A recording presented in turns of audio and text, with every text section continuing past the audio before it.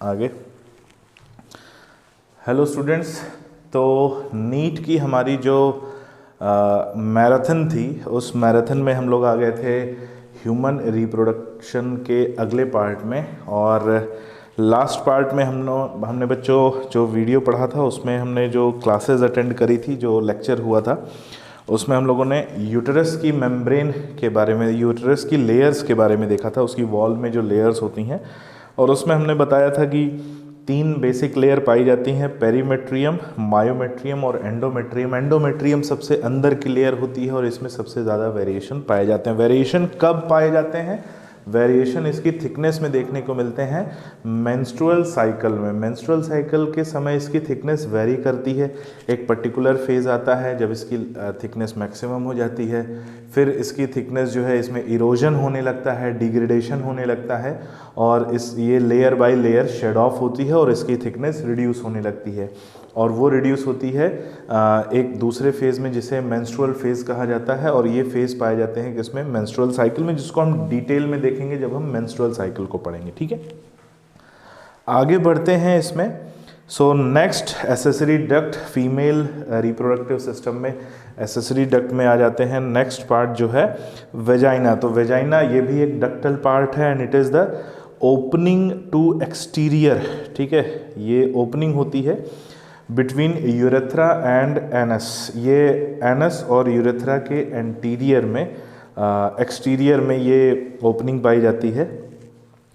The lumen of vagina is lined by glycogen rich mucous membrane. ये बड़ी एक important बात है। तो जो वेजाइना का ल्यूमेन है, इट इज़ लाइंड बाई एक खास तरह की म्यूकस मेम्ब्रेन, और वो खास तरह की म्यूकस मेम्ब्रेन ग्लाइकोजन रिच होती है, और उसमें सेंसिटिव पेपिले पाए जाते हैं और बार्थोलिन ग्लैंड पाई जाती है। ठीक है, बार्थोलिन ग्लैंड पाया जाता है। And the secretion of Bartholin gland lubricate penis during sexual act. तो याद रखना, ऐसा ही मेल में भी कॉपुलेशन के समय एक ग्लैंड जो पर्टिकुलर सब्सटेंस सिक्रीट करता है with that help in lubrication, तो ऐसा ही एक फीमेल में भी बार्थोलिन ग्लैंड पाई जाती है जो ल्यूब्रिकेशन के लिए, ल्यूब्रिकेटिंग सब्सटेंस का सिक्रीशन करती है ड्यूरिंग कॉपुलेशन। ठीक है, तो ये हमें याद रखना है क्योंकि ये एग्ज़ाम पॉइंट ऑफ व्यू से इम्पॉर्टेंट स्टेटमेंट बन जाता है। ठीक है, आगे बढ़ते हैं। एक्सटर्नल जेनिटेलिया, या जिसे हम वुल्वा या पंडिडम कहते हैं, तो हमें याद रखना है वुल्वा। वैसे तो कॉमन वर्ड जो यूज़ किया जाता है that is vulva. External genitalia की बात करें तो इसमें कई पार्ट पाए जाते हैं। मॉन्स प्यूबिस, ठीक है, हम डायग्राम में देख सकते हैं। Mons pubis, clitoris, vestibule and hymen. Vestibule एक कैविटी हम बोल सकते हैं, और हाइमेन एंड क्लाइटोरिस। तो ये हमें 4 पार्ट्स मिलते हैं एक्सटर्नल जेनिटेलिया में। फीमेल में बात करते हैं कौन कौन से ये पार्ट हैं। पहला मॉन्स प्यूबिस। मॉन्स प्यूबिस के बारे में कहा गया है, ज़्यादा तो नहीं, बस ये कहा गया, हमें वही जानना है जो एनसीईआरटी में लिखा है। ठीक है, it is a cushion of fatty tissue. ठीक है, तो ये एक स्पॉन्जी कुशन है फैटी टिश्यू का, और जिसमें एडिपोज टिश्यू पाया जाता है। It is covered by pubic hair. ठीक है, वो कवर होता है किससे? प्यूबिक हेयर से, जिसे मॉन्स प्यूबिस कहते हैं। वेस्टिब्यूल की बात करें, it is a median channel. ये एक ओपन कैविटी जैसा होता है। इट इंक्लूड, जिसमें लेबिया मेजोरा और लेबिया माइनोरा, 2 फोल्डिंग्स जो है फ्लैशी फोल्डिंग्स पाई जाती हैं, जिन्हें लेबिया मेजोरा या लेबिया माइनोरा कहते हैं। लेबिया मेजोरा की बात करें, नाम में मेजोरा है यानी ये लार्ज फोल्डिंग है। So they are large folding which are fleshy in nature, fatty because deposition of adipose tissue, and hairy outer fold. ये याद रखना है, ये आउटर फोल्ड होता है। सराउंड्स वेजाइनल ओपनिंग, जो वेजाइनल ओपनिंग को सराउंड करता है। तो एक आउटर फोल्ड प्रेजेंट होता है और एक इनर फोल्ड प्रेजेंट होता है। इनर फोल्ड को हम बोलते हैं labia minora. It is a small, thin and hairless inner fold. तो हम labia majora outer fold 1 pair होता है, और लेबिया माइनोरा इनर फोल्ड भी 1 पेयर होता है। आउटर फोल्ड में हेयर्स प्रेजेंट पाए जाते हैं एंड इनर फोल्ड में हेयर्स प्रेजेंट नहीं होते हैं। ठीक है, ये डायग्राम में हम देख सकते हैं labia majora and labia minora. आगे बढ़ते हैं, इसमें एक बड़ी इंपॉर्टेंट पॉइंट आ जाता है इसमें एक जो एक्सटर्नल जेनिटेलिया में एक एनाटॉमिकल पार्ट है जिसे हम बोलते हैं हाइमेन या जिसे मेडन हेड कहा जाता है। ठीक है, हाइमेन क्या होता है? ये एक मेम्ब्रेन होती है विच पार्शली कवर वेजाइनल ओपनिंग। ये एक मेम्ब्रेन होती है जो वेजाइनल ओपनिंग को पार्शली कवर करती है। और यहाँ पर एक स्टेटमेंट लिखा हुआ है और इस स्टेटमेंट से कई सारे मिसकंसेप्शन अराइज होते हैं। स्टेटमेंट क्या लिखा हुआ है? It is often torn during first coitus, यानी फर्स्ट कॉपुलेशन या फर्स्ट कॉइटस के समय, यानी फर्स्ट सेक्सुअल कॉन्टैक्ट के समय ये जो हाइमेन मेम्ब्रेन है ये रप्चर हो जाती है। ठीक है, अब इसकी वजह से एक मिसकंसेप्शन क्या जनरेट होता है? मिसकंसेप्शन ये जनरेट होता है कि इसको बहुत से ऐसे स्टेटमेंट आते हैं कि हाइमेन का इंटैक्ट पाया जाना वर्जिनिटी का सिंबल माना जाता है। ठीक है, लेकिन ऐसा नहीं है। क्यों नहीं है भाई? नॉट ओनली सेक्सुअल इंटरकोर्स, केवल सेक्सुअल इंटरकोर्स की वजह से ही नहीं, कई ऐसे फिजिकल एक्टिविटी भी हैं जिनकी वजह से हाइमेन मेम्ब्रेन रप्चर हो सकती है। Horse riding, cycling, athletics, long jump, high jump, ये कई ऐसी फिजिकल एक्टिविटीज़ हैं जो अगर कोई परफॉर्म करता है तो उनमें भी हाइमेन मेम्ब्रेन का रप्चर होना पाया जाता है। And that is why it is not considered as a reliable indication of loss of virginity और मेंटेनेंस ऑफ वर्जिनिटी। ठीक है, तो ये इस चीज़ को हम ध्यान में रखें कि ऐसा कुछ भी नहीं होता है। It is not indicated by hymen membrane. तो हाइमेन में also be broken by sudden fall और jolt, insertion of vaginal tampon. और ये एक बड़ा इंपॉर्टेंट आ जाता है कि मेंस्ट्रुएशन के समय, फीमेल में जो रिप्रोडक्टिव साइकिल रन करती है, मेंस्ट्रुएशन के समय एक टेम्पन पैड्स यूज़ किए जाते हैं और टेम्पन पैड्स के इंसर्शन की वजह से भी जो वेजाइनल मेम्ब्रेन, जो हाइमेन मेम्ब्रेन है, वो रप्चर हो सकती है। And active participation in some sports item, कौन से स्पोर्ट्स हैं जो मैंने आपको बता दिया जिनमें एक्टिव पार्टिसिपेशन से हाइमेन मेम्ब्रेन रप्चर हो सकती है। In some women hymen persist even after coitus. तो कुछ वुमेन्स में ऐसा पाया गया है कि सेक्सुअल इंटरकोर्स के बाद भी, सेक्सुअल कॉन्टैक्ट के बाद भी जो हाइमेन मेम्ब्रेन है वो इंटैक्ट पाई गई है, उसमें रप्चर नहीं पाया गया। और that is Y hymen is a not a reliable indicator of virginity. It is not a reliable indicator. तो उम्मीद है कि ये इंडिकेशन से आप समझ गए होंगे कि इसको एक रिलायबल जो है सूचक या इंडिकेटर नहीं माना जाता। ठीक है, नेक्स्ट आते हैं क्लाइटोरिस। क्लाइटोरिस बड़ा एक सिंगल लाइन का स्टेटमेंट है और इससे ज़्यादा कुछ नहीं इसके बारे में याद करना है क्योंकि यही सिंगल लाइन एनसीईआरटी में लिखी हुई है। It is the highly sensitive part in female. Female में जो हाईली सेंसिटिव पार्ट होता है, हाईली सेंसिटिव ऑर्गन होता है जिसे क्लाइटोरिस कहते हैं। And it lies just in front of urethral opening, और ये यूरेथ्रल ओपनिंग के ठीक फ्रंट में प्रेजेंट होता है। सो क्लाइटोरिस के बारे में ये स्टेटमेंट हमें याद रखना है। नेक्स्ट आते हैं एक और एसेसरी ग्लैंड पे, और इस एसेसरी ग्लैंड को हम कहते हैं मेमरी ग्लैंड या ब्रेस्ट। ठीक है, सो ब्रेस्ट बेसिकली मेल और फीमेल, या बोला जाए मेमरी ग्लैंड बेसिकली मेल और फीमेल दोनों में पाए जाते हैं, लेकिन फीमेल में ये mammary gland secondary sexual character के तौर पर ज़्यादा डेवलप होते हैं जिसकी वजह से ये ब्रेस्ट का फॉर्मेशन करते हैं। अब बात आती है कि सर ये सेकेंडरी सेक्सुअल कैरेक्टर क्या है, तो कई बार हमने इसमें अभी पहले डिस्कस किया, तो अब वो टाइम धीरे धीरे आ रहा है जब हम इस पॉइंट को डिस्कस करेंगे कि सेकेंडरी सेक्सुअल कैरेक्टर क्या होता है। अभी मैं इसकी डिफिनीशन बता देता हूँ कि प्यूबर्टी की एज में पहुँचने पर जो बॉडी में जो सेक्सुअल कैरेक्टर या चेंजेस जो डेवलप होते हैं, उन चेंजेस को या उन कैरेक्टर्स के डेवलपमेंट को सेकेंडरी सेक्सुअल कैरेक्टर कहा जाता है। अब ये कौन कौन से होते हैं, मेल में कौन से होते हैं, फीमेल में कौन से होते हैं, इनको हम आगे डिस्कस करेंगे। लेकिन the sexual character that develops और that changes during reaching the age of sexual maturity और reaching the age of puberty is known as secondary sexual character. ठीक है, सो उसी का एक एग्जाम्पल है मेमरी ग्लैंड का डेवलपमेंट जो फीमेल्स में पाया जाता है। और फीमेल्स में अगर हम बात करें so a pair of mammary gland contain glandular tissue and fat. हम इसका अगर स्ट्रक्चर देखें तो सबसे पहली बात कि ये ग्लैंड होता है जो पेक्टोरलिस मेजर मसल के ऊपर प्रेजेंट होता है। कौन सी मसल के ऊपर? पेक्टोरलिस मेजर मसल के ऊपर प्रेजेंट होता है। और इस ग्लैंड और पेक्टोरलिस मेजर मसल के बीच में क्लेवी पेक्टोरल फेशिया पाया जाता है। कौन सा फेशिया? क्लेवी पेक्टोरल फेशिया, ठीक है। मेमोरी ग्लैंड में enormous amount of adipose tissue present होता है, फैट टिश्यू प्रेजेंट होता है, जो हम यहाँ पे देख सकते हैं पेक्टोरल फैट पैड यहाँ पे लिखा हुआ है, ठीक है।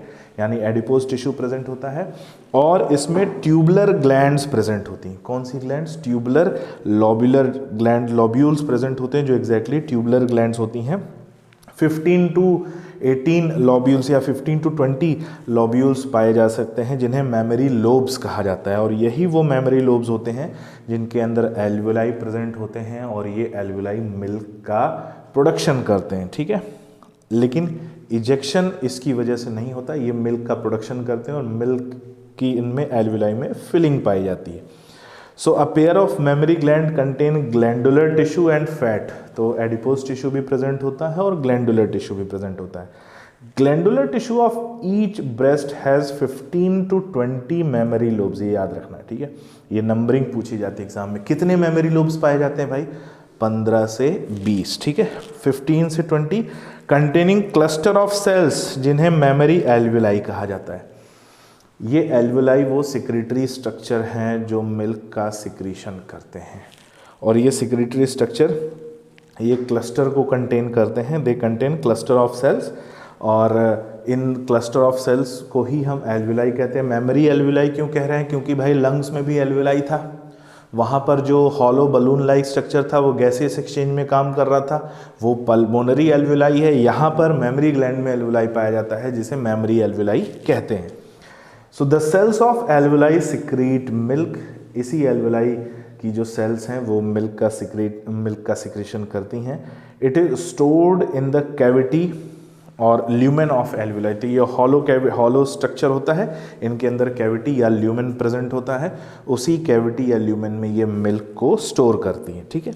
ये पॉइंट हमें याद रखना। अच्छा, मेमोरी ग्लैंड की बात करें तो हालांकि हमने टिश्यू में ग्लैंड में पढ़ेंगे, लेकिन यहाँ पर हम बता देते हैं it is a type of modified sweat gland, ठीक है। याद रखना है ये स्वेट ग्लैंड का एक मॉडिफिकेशन है and it is a type of apocrine gland. Apocrine gland मतलब ऐसी ग्लैंड जो जब भी उसमें सिक्रीशन होता है, सम ऑफ द सेल्स और some of the parts of gland are destroyed and released with secretion, ठीक है। तो जब भी इस ग्लैंड में सिक्रीशन होता है तो इस ग्लैंड की कुछ सेल्स, कुछ पार्ट जो है वो उस सिक्रीशन के साथ डैमेज होकर उस सिक्रीशन के साथ ही रिलीज होते हैं। और इसीलिए अगर ये कंटिन्यूअस सिक्रीशन करेंगे तो एक टाइम आएगा ये पूरी की पूरी ग्लैंड जो है वो डिस्ट्रॉय हो जाएगी, डीजनरेट हो जाएगी, और इसीलिए इनमें कंटिन्यूअस सिक्रीशन नहीं पाया जाता, ठीक है। कंटिन्यूअस सिक्रीशन नहीं पाया जाता तो इससे दूसरा पॉइंट आता है कि भाई हाँ, जाहिर सी बात है जो मिल्क सिक्रीशन है वो कंटिन्यूअस तो होता नहीं है। लेकिन इससे एक और पॉइंट निकल के सामने आता है। क्या निकल के सामने आता है? हम बोलते हैं कि भाई जो मिल्क सिक्रीट हो रहा है उस मिल्क में कुछ सेल्स भी प्रेजेंट हैं, और वो सेल्स कहाँ से आई हैं सेल्स? तो मेमोरी ग्लैंड की कुछ डिस्ट्रॉय हुई सेल्स हैं, कुछ इरोड हुई सेल्स हैं जो सिक्रीशन के साथ निकली। तो वो सेल्स तो मिल्क में भी प्रेजेंट होंगी, और इसीलिए मिल्क को हम वेजिटेरियन फूड कंसिडर नहीं करते, बिकॉज मिल्क या मिल्क के जो प्रोडक्ट होते हैं they also contain cells that are destroyed और released by that gland from where they are secreted. जिस ग्लैंड से वो सिक्रीट हुए हैं उस ग्लैंड से वो सेल्स भी आ जाती हैं मिल्क में। और इसलिए मिल्क को याद रखना भाई, साइंटिफिक दे रहा हूँ ये इम्पोर्टेंस, इसका मतलब बता रहा हूँ। तो कभी कोई बोले कि हम शुद्ध शाकाहारी हैं और बोले हम दूध पीते हैं, तो दूध तो शाकाहारी भोजन है ही नहीं, ठीक है। ये शाकाहारी भोजन में नहीं आता। कैसे नहीं आता? आप ये पॉइंट समझा देना कि हमारे जो है सर ने ऐसा बोला है, और साइंटिफिकली अगर नहीं माने तो मिल्क लेना, उसकी स्लाइड बनाना और स्लाइड में माइक्रोस्कोप में देख लेना हिस्टोलॉजी में, तो एपिथेलियल सेल्स आपको मिल्क में मिल जाएंगी, ठीक है। अब जब ये मिल्क बनता है मेमोरी ट्यूब्यूल्स की मेमोरी एल्वुलाई में, तो वो मिल्क बाहर कैसे निकलता है, ठीक है। एक होता है प्रोडक्शन और एक होता है इजेक्शन, ठीक है। प्रोडक्शन में याद रखना भाई, प्रोडक्शन एल्विलाई की ग्रोथ पहले बात हो गई, मिल्क का प्रोडक्शन बात हो गई और मिल्क का इजेक्शन बात हो गई। 3 पॉइंट मैं यहाँ पर बताऊंगा, ये तीनों पॉइंट को ध्यान में लेके चलना। एल्विलाई की ग्रोथ कराता है प्रोजेस्टेरॉन हार्मोन। कौन कराता है? प्रोजेस्टेरॉन हार्मोन, ठीक है। मिल्क प्रोडक्शन में पार्टिसिपेट प्रोजेस्टेरॉन और प्रोलैक्टिन दोनों करते हैं, ठीक है। तो एल्विलाई ग्रोथ कराई प्रोजेस्टेरॉन ने, मिल्क का प्रोडक्शन कराया प्रोजेस्टेरॉन और प्रोलैक्टिन दोनों ने, लेकिन मिल्क का इजेक्शन कराता है ऑक्सीटोसिन, ठीक है। कौन कराता है बेटा? ऑक्सीटोसिन, और इसीलिए ऑक्सीटोसिन को मिल्क इजेक्टिंग हार्मोन कहा जाता है। याद रखना, इसे लेट डाउन हार्मोन भी कहते हैं। आर्टिफिशियल जो फॉर्म है इसका स्टिलबेस्ट्रॉल कहलाता है। ये सारे पॉइंट्स आपको नोट करके चलने हैं, ठीक है। मैं थोड़ा सा ऐसे चलता हूँ कि आप थोड़ा पॉज ले लेकर इसको नोट करते चलें, क्योंकि ये पॉइंट एक एक करके दिमाग में आते जाते हैं और ये कहानी की तरह ये बहता हुआ ये पॉइंट सारे चले जाते हैं। तो याद रखना, एल्विलर ग्रोथ प्रोजेस्टेरॉन, ठीक है, मिल्क सिक्रीशन प्रोजेस्टेरॉन प्रोलैक्टिन दोनों, और मिल्क का इजेक्शन कराता है oxytocin by causing contraction in smooth muscles of this gland, या एल्विलाई में कॉन्ट्रैक्शन कराता है, ठीक है, जिससे कि ये मिल्क का इजेक्शन होता है। तो मिल्क जब इजेक्ट होगा भाई, मिल्क जब इजेक्ट होगा तो किस पाथ से वो बाहर जाएगा, ये भी एक इंपॉर्टेंट पॉइंट बनता है और एनसीईआरटी में दिया है, जिस पे इससे क्वेश्चन आता है। वो पाथ, वो सीक्वेंस, ठीक है, पाथ का सीक्वेंस, पहले कहाँ जाएगा फिर कहाँ जाएगा, ये सीक्वेंस याद है तो आप अपना नंबर नहीं गवाएंगे, ठीक है। सीक्वेंस बड़ा इंपॉर्टेंट है, याद रखना। क्या सीक्वेंस है? पहले थियरी देखते हैं फिर सीक्वेंस देखते हैं। Alveoli opens in memory tubule, तो जो एल्विलाई है ये ओपन होती हैं ट्यूब्स में, जिन्हें मेमोरी ट्यूब्यूल्स कहा जाता है। And these tubules of each lobe join to form a mammary duct. तो मेमोरी एल्विलाई से मेमोरी ट्यूब्यूल और मेमोरी ट्यूब्यूल से मेमोरी डक्ट, ठीक है। अब ये मेमोरी डक्ट से आगे जा रहा है, मेमोरी डक्ट से आगे जाएगा तो कई मेमोरी डक्ट जुड़कर एक वाइडर पार्ट बनाती हैं, जिसे मेमोरी एम्पुला कहते हैं, ठीक है। मेमोरी एम्पुला वो पार्ट है जो इजेक्शन से पहले कुछ समय के लिए मिल्क को स्टोर करता है, ठीक है। अब जो मेमोरी एम्पुला है, इससे जब मिल्क आगे जाता है तो एक डक्ट मिलती है जिसे लैक्टिफेरस डक्ट कहा जाता है, ठीक है। लैक्टिफेरस डक्ट, और लैक्टिफेरस डक्ट से जो मिल्क है वो जब सक किया जाता है तो वो निपल के पोर से बाहर रिलीज होता है। अब ये पाथ कहाँ से आ गया भाई? सबसे पहले शुरुआत करें मेमोरी एल्विलाई, ठीक है। मेमोरी एल्विलाई में, मेमोरी एल्विलाई से मेमोरी ट्यूब्यूल, मेमोरी ट्यूब्यूल से मेमोरी डक्ट, मेमोरी डक्ट से मेमोरी एम्पुला, मेमोरी एम्पुला से लैक्टिफेरस डक्ट, और वहाँ से ये बाहर रिलीज होता है। तो ये सीक्वेंस याद रखना, ये पाथ याद रखना कि memory alveoli number 1, memory tubule number 2, memory duct number 3, mammary ampulla number 4 and lactiferous duct number 5 है। तो ये सीक्वेंस है। अब इसमें पॉइंट एक आ जाता है इनके थोड़े से नंबर को लेकर, ठीक है। नंबर को लेकर अगर हम बात करें, अगर हम बात करें कितने ट्यूब्यूल्स होते हैं, ये जो लॉब्यूल हैं तो 15 से 20 लॉब्यूल होते हैं, और इन हर लॉब्यूल की जो डक्ट होती है जिन्हें हम मेमोरी डक्ट कहते हैं, और ये मेमोरी डक्ट भी 15 से 20 के नंबर में पाई जाती है। तो मेमोरी जो लॉब्यूल है और मेमोरी डक्ट है, इनका हमें नंबर याद रखना है, जिस पर क्वेश्चन आ सकता है, ठीक है। तो ये सीक्वेंस याद हो गया, कहाँ से मिल्क प्रोडक्शन होता है और किस पाथ से होते हुए मिल्क आगे इजेक्ट होता है। नेक्स्ट आते हैं हम अगले पार्ट में, और नेक्स्ट हमारा पार्ट आता है गैमीटोजेनेसिस। गैमीटोजेनेसिस क्या है? The process of formation of gamete. Gamete formation का जो प्रोसेस है, जो कि सेक्सुअल रिप्रोडक्शन की एक बड़ी इंपॉर्टेंट पहचान है, ठीक है। सेक्सुअल रिप्रोडक्शन में हमने पढ़ा है भाई, गैमीट फॉर्मेशन होता है, और गैमीट फॉर्मेशन सेक्सुअल रिप्रोडक्शन की एक बड़ी इंपॉर्टेंट पहचान, एक बड़ी इंपॉर्टेंट आइडेंटिटी है। गैमीट फॉर्मेशन को हम गैमीटोजेनेसिस कहते हैं। और ह्यूमंस में बात करें तो 2 तरह के गैमीट बनते हैं, एक मेल बॉडी में मेल गैमीट और एक फीमेल बॉडी में फीमेल गैमीट। मेल गैमीट के फॉर्मेशन को हम स्पर्मेटोजेनेसिस कहते हैं, और फीमेल गैमीट के फॉर्मेशन को हम oogenesis कहते हैं। स्पर्मेटोजेनेसिस में जो एंड सेल या एंड स्ट्रक्चर बनता है वो स्पर्म सेल होता है, और oogenesis में जो फाइनल सेल या फाइनल स्ट्रक्चर बनता है वो ओवम होता है, ठीक है। तो इनको हम एज ए गैमीट कंसिडर करते हैं, लेकिन आगे चल के कहानी में थोड़ा सा ट्विस्ट आता है, वो ट्विस्ट क्या आता है ये हम देखेंगे जब हम इसका डिटेल डिस्क्रिप्शन देखेंगे। सो बढ़ते हैं gametogenesis. It is the process of formation of gametes in the gonads. Gonads यानी प्राइमरी रिप्रोडक्टिव ऑर्गन में ही ये गैमीट्स बनते हैं। And it includes spermatogenesis and oogenesis। तो दो तरह का ये गैमीट बनता है, स्पर्म फॉर्मेशन जो कि मेल में होता है और ओवम फॉर्मेशन जो कि फीमेल में होता है। डिफरेंस एक बहुत बड़ा इनमें आ जाता है। क्या बड़ा डिफरेंस आ जाता है भाई? मेल में जो स्पर्म फॉर्मेशन है या स्पर्मेटोजेनेसिस है वो स्टार्ट होता है by achieving the age of puberty या by achieving the age of sexual maturity. तो प्यूबर्टी या सेक्सुअल मैच्योरिटी की एज को अटेन करने पर ही मेल में स्पर्मेटोजेनेसिस स्टार्ट होता है। लेकिन फीमेल में अगर हम बात करें तो फीमेल में जो oogenesis है it has started much before in male. Male के कंपैरिजन में काफ़ी पहले स्टार्ट हो जाता है। कब हो जाता है? फीमेल की एम्ब्रियो स्टेज में। तो फीमेल की एम्ब्रियो स्टेज में oogenesis स्टार्ट हो चुका है, उसके बाद फीमेल का बर्थ होता है और उसके बाद प्यूबर्टी की एज उसके कई सालों बाद अटेन होती है। तो अगर हम एक स्पर्म सेल या ओवम सेल की एज पता करें, ठीक है, तो स्पर्म सेल मान लेते हैं कोई स्पर्म सेल आज उसका फॉर्मेशन हुआ है क्योंकि वो स्पर्मेटोजेनेसिस प्यूबर्टी रीच करने पर होता है, और ओवम भी आज रिलीज़ हुआ है, लेकिन ओवम उस स्पर्म सेल से लगभग 12 से 13 साल जो है एजेड है, क्योंकि ओवम का फॉर्मेशन 12 to 13 ईयर पहले ही स्टार्ट हो चुका था और उसके बाद उसका मैच्योरेशन चल रहा था। तो ये पॉइंट याद रखना है कि फीमेल में जो oogenesis है it starts in the age of embryo stage. Embryo stage में ही ये स्टार्ट हो जाता है। मेल में ये स्टार्ट होता है by reaching the age of puberty. ठीक है, अब बात आती है कि इन दोनों में डिफरेंस क्या है। दोनों में डिफरेंस इनके स्ट्रक्चर को लेकर है, इनके रिलीज़ होने के प्रोसेस को लेकर है, इनके मैच्योरेशन को लेकर है, और बहुत सारे डिफरेंसेस हैं जिन डिफरेंसेस को हमें देखना है। सबसे पहले हम स्टार्ट करते हैं गैमेटोजेनेसिस में स्पर्मेटोजेनेसिस। ठीक है, spermatogenesis it is the process of formation of sperm.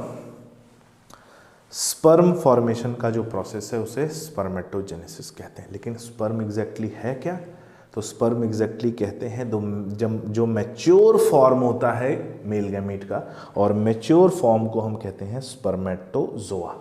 तो याद रखना, जो स्पर्म वर्ड यूज़ किया जाता है वो फुल्ली मैच्योर सेल के लिए यूज़ किया जाता है, और वो फुल्ली मैच्योर सेल स्पर्मेटोजोआ होती है। और इसका फॉर्मेशन कहाँ होता है? सेमिनिफेरस ट्यूब्यूल में हमने पढ़ा है भाई। कैसे होता है सुनने की कोशिश करते हैं। सेमिनिफेरस ट्यूब्यूल में स्पर्मेटिड बना था। आप याद करो, हमने सेमिनिफेरस ट्यूब्यूल का स्ट्रक्चर अपने पिछले वीडियो में देखा है। तो सेमिनिफेरस ट्यूब्यूल में अब वो चीज़ें रिवाइज करनी है जो हमने पढ़ी हैं। ठीक है, तो इससे क्या होगा, हमारा रिवीजन भी चलता रहेगा। तो सेमिनिफेरस ट्यूब्यूल में वो लार्ज थंब इम्प्रेशन शेप की सेल्स थी। कौन सी? याद करो, सर्टोली सेल। सर्टोली सेल से स्पर्मेटिड जाके अटैच हो जाता है। सर्टोली सेल को नर्स सेल कहते हैं क्योंकि सर्टोली सेल उसे न्यूट्रिशन देता है। ये सारी हमने कहानी पढ़ी हुई है। अब न्यूट्रिशन लेने के बाद स्पर्मेटिड किस में चेंज हो जाता है? स्पर्मेटोजोआ में। स्पर्मेटिड जो है उसमें वो एक सेलुलर स्ट्रक्चर होता है, उसमें कोई फ्लैजेला, कोई मिडिल बॉडी ऐसा कुछ नहीं होता। लेकिन स्पर्मेटोजोआ में फ्लैजेला भी प्रेजेंट होता है, मिडिल बॉडी भी प्रेजेंट होती है, और वो एक फुल्ली मैच्योर स्पर्म सेल होती है। ठीक है, अब ये स्पर्मेटिड से स्पर्मेटोजोआ बनने का जो प्रोसेस है इसे कहते हैं स्पर्मियोजेनेसिस। याद रखना, क्या कहते हैं? स्पर्मियोजेनेसिस। और स्पर्मेटोजोआ बनने के बाद स्पर्मेटोजोआ सर्टोली सेल से डिटैच होके बाहर रिलीज होता है, और डिटैच होके बाहर रिलीज होने का जो प्रोसेस है इसे कहते हैं स्पर्मिएशन। अब बोलो सर, इतने सारे जो है टेक्निकल टर्म आ जाते हैं, स्पर्मेटोजेनेसिस, स्पर्मियोजेनेसिस, स्पर्मिएशन, तो कंफ्यूज नहीं होना है। Spermatogenesis the process of formation of spermatozoa, उसका एक स्टेप है स्पर्मियोजेनेसिस जिसमें स्पर्मेटिड से स्पर्मेटोजोआ में मैच्योरेशन होता है, और मैच्योर होने के बाद जब स्पर्मेटोजोआ सर्टोली सेल से रिलीज होता है then that process is known as spermiation. आगे उसको एक बार फिर से देखेंगे।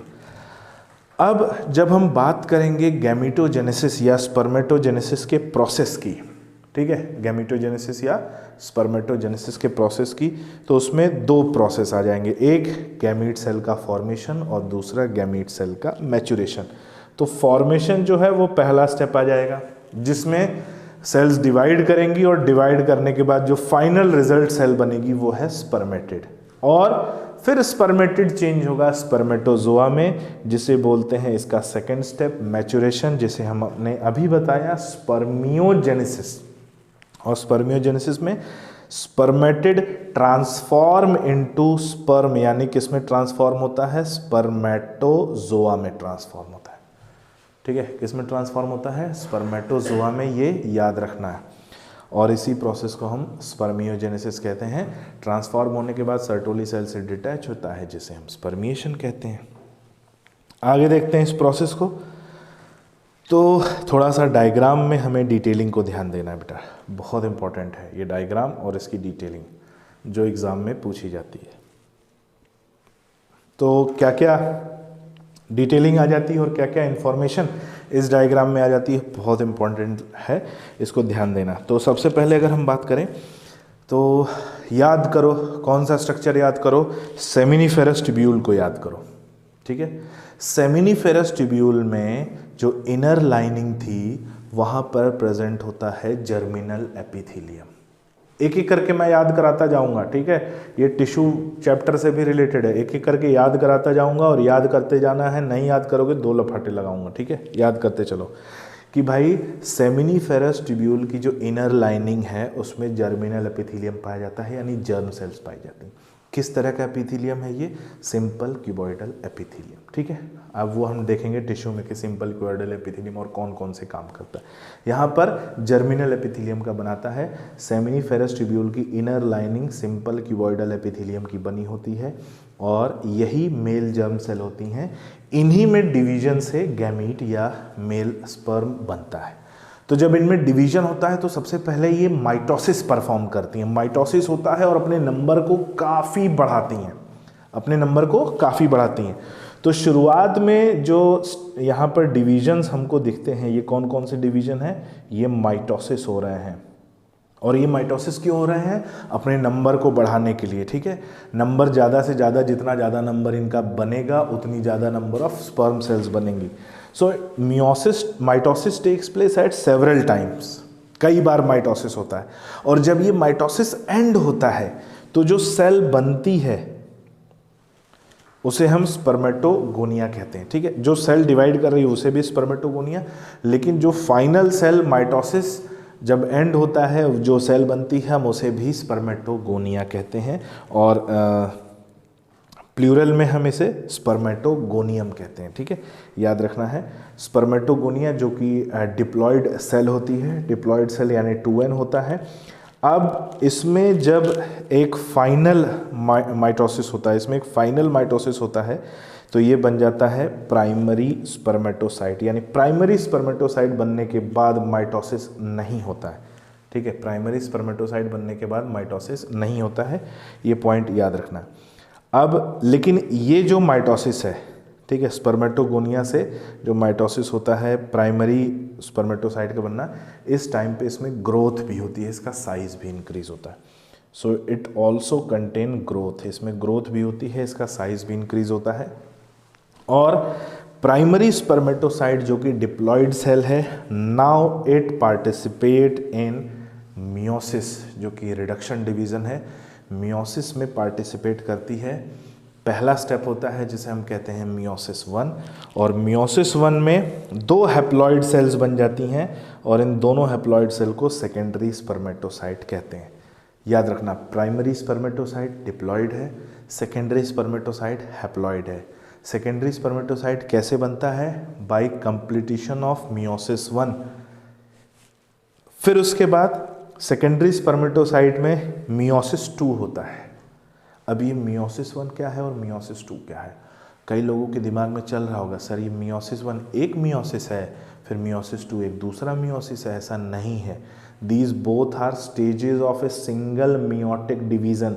ये सिंगल मियोटिक डिवीज़न की स्टेजेस हैं जिसे मियोसिस 1 और मियोसिस 2 कहा जाता है।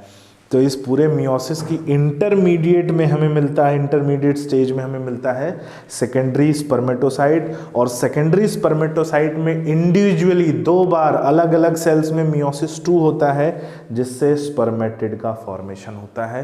And spermatid is also a haploid cell. ठीक है, स्पर्मेटिड भी कैसी सेल है? हैप्लॉइड सेल है। और फिर ये स्पर्मेटिड जाता है किसके पास?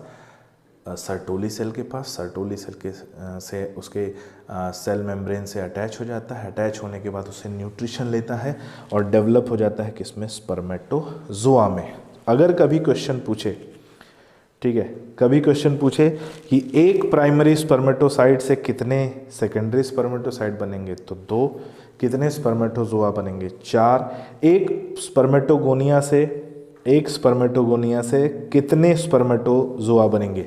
तो स्पर्मेटोगोनिया में अगर हम कंसिडर करेंगे तो उसकी लास्ट स्टेज को कंसिडर करेंगे, उससे स्पर्मेटोजोआ बनेंगे लगभग 8। ठीक है, तो ये हमें याद रख के चलना है कि कितनी सेल से कितनी उसकी फॉलोइंग सेल्स, उसे फॉलो करने वाली उसकी जो डॉटर सेल्स हैं वो उनका नंबर क्या होगा, ये पॉइंट हम याद करके चलेंगे। लेकिन ये सारा प्रोसेस कब स्टार्ट होता है? By reaching the age of puberty. किसमें? मेल में। और क्या इसमें इंपॉर्टेंट इंफॉर्मेशन आ जाती है? सो प्राइमरी स्पर्मेटोसाइट जो कि एक, इससे फिर सेकेंडरी स्पर्मेटोसाइट बनता है जो कि हैप्लॉइड होता है। प्राइमरी स्पर्मेटोसाइट डिप्लॉइड हो जाए, और एक सेकेंडरी स्पर्मेटोसाइट से 2 स्पर्मेटिड बनते हैं जो कि हैप्लॉइड होते हैं। तो एक प्राइमरी स्पर्मेटोसाइट से टोटल 4 स्पर्मेटिड या 4 स्पर्मेटोजोआ बनेंगे। ठीक है, अब यहाँ पर बात आ गई स्पर्मेटोजोआ के मैच्योर होने के बाद उसके रिलीज की। सो आफ्टर स्पर्मियोजेनेसिस, मतलब स्पर्मेटिड किस में बदल चुका है? स्पर्मेटोजोआ में। After spermiogenesis sperm had become embedded in Sertoli cell, यानी स्पर्म सेल जो है वो हेड स्पर्मेटिड का वो एम्बेडेड था सर्टोली सेल में, और उसके बाद वो डिटैच होता है, और डिटैच होने के बाद ये स्पर्मेटोजोआ सेमिनिफेरस ट्यूब्यूल से बाहर रिलीज होता है, और इसी स्टेप को स्पर्मिएशन कहा जाता है। हम 2 तरह से बोल सकते हैं, detach of spermatozoa from Sertoli cell या release of spermatozoa from seminiferous tubule. दोनों को ही हम स्पर्मिएशन का प्रोसेस कहते हैं। और डिटैच होने के बाद या फुल्ली स्पर्मेटोजोआ बनने के बाद हम यहाँ पर इनकी हार्मोन एक्टिविटी को देखेंगे कि कौन से ऐसे हार्मोन हैं जो इस स्पर्मेटिड के फॉर्मेशन या स्पर्मेटोजोआ के फॉर्मेशन को कंट्रोल कर रहे थे। यानी कई ऐसे हार्मोन्स हैं जिनका रोल पाया जाता है। सो सबसे पहले हम बात करेंगे हाइपोथैलेमस। हाइपोथैलेमस से कौन सा हार्मोन सीक्रेट होता है यहाँ पर भाई? Gonadotropin releasing hormone. इसलिए मैंने यहाँ लिखा नहीं है ताकि मैं बाद में लिखूंगा GnRH। गोनेडोट्रोपिन रिलीजिंग हार्मोन यहाँ से रिलीज होता है, और ये गोनेडोट्रोपिन रिलीजिंग हार्मोन कहा जाता है पिट्यूटरी ग्लैंड पर। पिट्यूटरी ग्लैंड पर ये एक्ट करता है और गोनेडोट्रोपिन हार्मोन का सिक्रीशन कराता है। गोनेडोट्रोपिन हार्मोन 2 तरह के होते हैं, FSH और LH। मेल में इन दोनों का क्या फंक्शन पाया जाता है, ध्यान से सुनना। पहला हम बात करेंगे FSH की, क्योंकि FSH एक्ट करेगा किस पे? सर्टोली सेल पे। सर्टोली सेल को डेवलप कराता है and stimulate secretion of factor that are required for spermiogenesis. और सर्टोली सेल को स्टिमुलेट करता है कि वो ऐसे फैक्टर को सिक्रीट करे जो स्पर्मियोजेनेसिस में इंपॉर्टेंट रोल प्ले करेंगे, यानी स्पर्मेटोजोआ के मैचुरेशन में इंपॉर्टेंट रोल प्ले करेंगे। वहीं जो दूसरा है गोनेडोट्रोपिन हार्मोन, जिसे हम LH कह रहे हैं, ये हार्मोन एक्ट करता है किसके ऊपर? लेडिक सेल्स के ऊपर। और लेडिक सेल्स जो है ये सिक्रेट करती हैं एंड्रोजन हार्मोन, जिसे हम टेस्टोस्टेरोन भी कहते हैं। और एंड्रोजन स्टिमुलेट करता है किसको? स्पर्मेटोजेनेसिस को, यानी स्पर्म के फॉर्मेशन को। FSH स्पर्मेटोजोआ के मैचुरेशन में पार्टिसिपेट करता है, और जो LH है ये स्पर्मेटोजेनेसिस यानी स्पर्म सेल के फॉर्मेशन में अपना रोल प्ले करता है। ठीक है, तो ये मेल में जो स्पर्मेटोजेनेसिस का प्रोसेस है उसमें रोल प्ले करने वाले हार्मोन जिसमें हम गोनेडोट्रोपिन की भी बात करेंगे, LH और FSH की भी बात करेंगे, और LH की वजह से एंड्रोजन हार्मोन सीक्रेट हो रहा था उसकी भी बात करेंगे। नेक्स्ट, जब ये गैमेटोजेनेसिस कंप्लीट होता है तो गैमेटोजेनेसिस कंप्लीट होने पर हमें जो मेल गैमीट सेल मिलती है, गैमीट सेल जिसे हम स्पर्मेटोजोआ या स्पर्म सेल कहते हैं, जब इस गैमीट सेल या स्पर्मेटोजोआ को देखेंगे तो इसमें हमें वैसे तो नॉर्मली 3 पार्ट्स मिलते हैं, लेकिन हम एक माइनर पार्ट को भी इंक्लूड करके चलते हैं कि 4 पार्ट मिलते हैं। ठीक है, NCERT में लिखा है 3 पार्ट, हम उसी 3 पार्ट को कंसिडर करेंगे, लेकिन एक माइनर छोटा सा पार्ट भी पाया जाता है, उसको भी हम इग्नोर नहीं कर सकते। कौन कौन से 3 मेजर पार्ट होते हैं? हेड, मिडिल पीस और टेल। ठीक है, हेड, मिडिल पीस और टेल, लेकिन हेड और मिडिल पीस के बीच में एक नेक भी पाया जाता है, माइनर पार्ट होता है, याद कर लोगे तो कोई परेशानी नहीं हो जाएगी। ठीक है, हेड की बात करें, ये मेजर पार्ट होता है और सराउंडेड बाई सबसे पहले तो सेल मेम्ब्रेन, सेल मेम्ब्रेन के बाद इसमें न्यूक्लियर मेम्ब्रेन पाई जाती है, इसके ऊपर एक कैप लाइक स्ट्रक्चर भी पाया जाता है जिसे बोलते हैं एक्रोसोम। बड़ा इंपॉर्टेंट स्ट्रक्चर है ये एक्रोसोम, आगे देखेंगे इसकी फंक्शनिंग तो इसकी इंपॉर्टेंस हमें पता चलेगी। और हेड में न्यूक्लियस है, न्यूक्लियस में haploid set of chromosome present है। ठीक है, haploid set of chromosome. Middle piece की बात करें तो बड़ा एक्टिव पार्ट होता है मिडिल पीस, क्योंकि इसमें नंबर ऑफ माइटोकॉन्ड्रिया प्रेजेंट होते हैं, numerous number of mitochondria present होते हैं, और ये माइटोकॉन्ड्रिया एनर्जी प्रोवाइड करते हैं किसके लिए? टेल के लिए। टेल जो कि फ्लैजेला का बना होता है। टेल किसका बना होता है? फ्लैजेला का। अगर मैं पूछूं आपसे तो फ्लैजेला में किस तरह का माइक्रोट्यूब्यूल्स का अरेंजमेंट पाया जाता है, तो 9+2 अरेंजमेंट पाया जाता है। ठीक है, यहाँ पर भी हमें 9+2 अरेंजमेंट टेल में मिलता है, जिसकी वजह से लॉन्ग स्ट्रक्चर होता है और इसी वजह से हम इसे फ्लैजेला कंसिडर करते हैं। ठीक है, अब पॉइंट आ जाता है कि ये एक्शन क्या करता है, तो टेल जो है इसमें मूवमेंट पाया जाता है और मूवमेंट की वजह से ही ये स्पर्मेटोजोआ जो है इसमें लोकोमोशन देखने को मिलता है। ठीक है, ये मतलब मूव कर सकता है। The mature sperm is about 60 μm या माइक्रोमीटर लॉन्ग, μm हम बोल सकते हैं, 60 μm लॉन्ग होता है।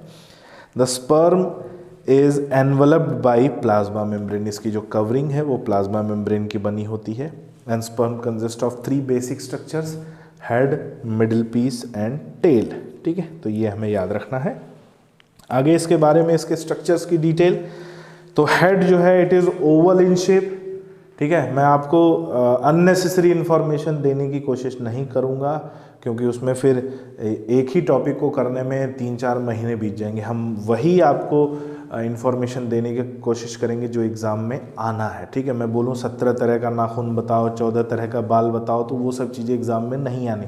हमें जो है अकॉर्डिंगली NCERT को फॉलो करते हुए चलना है, और NCERT में जो चीज़ें छुपी हुई हैं उनको देखना है, और जो क्या कह रहा है NCERT उसे हमें डिस्कस करते हुए उसको इंटरेस्टिंग वे में आगे लेके चलना है, एक स्टोरी थीम में।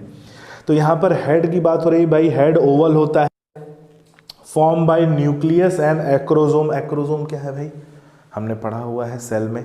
Acrosome is a derivative of lysosome, ये लाइसोसोम का डेरिवेटिव है, और इसका भी फॉर्मेशन वही करता है जो लाइसोसोम का फॉर्मेशन, हम बोल सकते हैं लाइसोसोम का चचेरा भाई है, कज़न है। ठीक है, लाइसोसोम की तरह ही काम करता है। लाइसोसोम में हाइड्रोलाइजिंग एंजाइम प्रेजेंट थे, यहाँ भी हाइड्रोलाइजिंग एंजाइम प्रेजेंट होते हैं, एसिड हाइड्रोलाइजिंग एंजाइम। बस डिफरेंस ये है कि ये प्रेजेंट होता है स्पर्मेटोजोआ के हेड रीजन में, और एक पर्टिकुलर टाइम पर ही एक्टिवेट होकर अपना रोल प्ले करता है। तो इसका भी फॉर्मेशन कौन करता है? Golgi complex. And it also contain acid hydrolysing enzymes यानी लाइटिक एंजाइम्स। एंड हेड के बैक में नेक प्रेजेंट होता है, माइनर एक नैरोएस्ट पार्ट होता है, नैरोएस्ट पार्ट होता है स्पर्मेटोजोआ का। Head is the broadest part of spermatozoa. और उसके बाद आता है मिडिल पीस। मिडिल पीस में हम बात करें so it is composed of axial filament.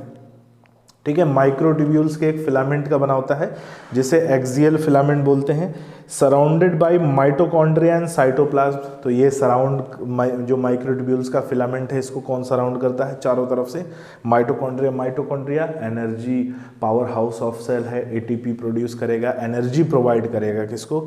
Sperm cell को, for locomotion. So mitochondria produces energy for the sperm motility. तो स्पर्म को मोटाइल बनाने के लिए ये एटीपी प्रोवाइड करता है, एनर्जी प्रोवाइड करता है। नेक्स्ट आते हैं टेल की बात करें। So tail consist of central axial filament जो कि फ्लैजेला है। The sperm move in fluid medium. Fluid medium कौन था भाई? Seminal vesicle. याद करो लास्ट वीडियो में हमने पढ़ा था, सेमिनल वेसाइकल का जो फ्लूइड मीडियम है वो मीडियम प्रोवाइड करता है for movement of sperm and female genital tract by undulating movement of the tail. Undulating movement जो इर्रेगुलर मूवमेंट होता है इसके टेल का, उस इर्रेगुलर मूवमेंट को अंडुलेटिंग मूवमेंट कहा जाता है। तो इसके फ्लैजेला में एक खास तरह का मूवमेंट है, अंडुलेटिंग मूवमेंट, जिसकी वजह से इसमें मूवमेंट पाया जाता है। और स्पीड भी कितनी है इसका, मूवमेंट का रेट क्या है? 1 to 2 मिलीमीटर पर मिनट, 1 से 2 मिलीमीटर पर मिनट इसका जो है मूवमेंट पाया जाता है। और लाइफ स्पैन की बात करें तो इजैकुलेशन के बाद याद रखना है, after ejaculation spermatozoa is viable up to 24 to 48 hour, यानी 24 से 48 आवर तक ये वाइबल होता है। और इस पॉइंट को भी हमें याद रखना है, यानी इजैकुलेशन के बाद 24 से 48 आवर तक इसके अंदर कैपेबिलिटी है कि ये फर्टिलाइजेशन कॉज कर सकता है। ठीक है, तो ये स्ट्रक्चर ऑफ स्पर्मेटोजोआ। एक और बड़ी अच्छी इंफॉर्मेशन इसके बारे में आ जाती है कि एट ए टाइम, किसी भी एक टाइम पर जब भी इजैकुलेशन होता है, इजैकुलेशन में जनरली जो सीमेन रिलीज होता है 5 to 6 ml रिलीज होता है and that contain about 200 to 300 millions of sperm. ठीक है, 200 to 300 millions of sperm present होते हैं। इसके बारे में डिटेल मैं आगे अभी आपको बताऊंगा, लेकिन अगर हम 5 to 6 ml की कंसिडर करें, 6 ml में 300 मिलियन, तो पर ml लगभग हो जाएंगे 60 से 65 मिलियन, और 60 से 65 मिलियन पर ml is the normal sperm count जो किसी भी पर्सन में मिलता है। ठीक है, कितना? 60 to 65 मिलियन पर ml ये मिलता है किसमें? Sperm count, normal sperm count है। ठीक है, अब जितना ये इजैकुलेट हुआ है at least 60% of sperm must have normal shape and size. इसमें से 60% का जो है नॉर्मल शेप और साइज मिलेगा एंड 40% ऑफ देम, और 60% में जो 40% है दे शो विगरस मोटिलिटी। ठीक है, उनमें वो हाईली एक्टिव होते हैं, सबसे ज़्यादा उनमें मोटिलिटी पाई जाती है, विगरस मोटिलिटी पाई जाती है, वो हाईली एक्टिव होते हैं। तो 60% नॉर्मल शेप और साइज के होते हैं और उस 60% में से 40% हाईली मोटाइल या हाईली एक्टिव होते हैं। ठीक है, तो ये स्पर्मेटोजेनेसिस के बारे में। नेक्स्ट इसके बारे में कुछ एक पॉइंट और रह जाते हैं जिनको हम यहाँ पर डिस्कस कर लेते हैं कि अगर किसी में स्पर्म काउंट कम है, ठीक है, स्पर्म काउंट 60-65 मिलियन पर ml था लेकिन उससे कम है, then that condition is known as oligospermia. ठीक है, उस कंडीशन को क्या कहते हैं? ओलिगोस्पर्मिया। ओलिगोस्पर्मिया याद रखना है।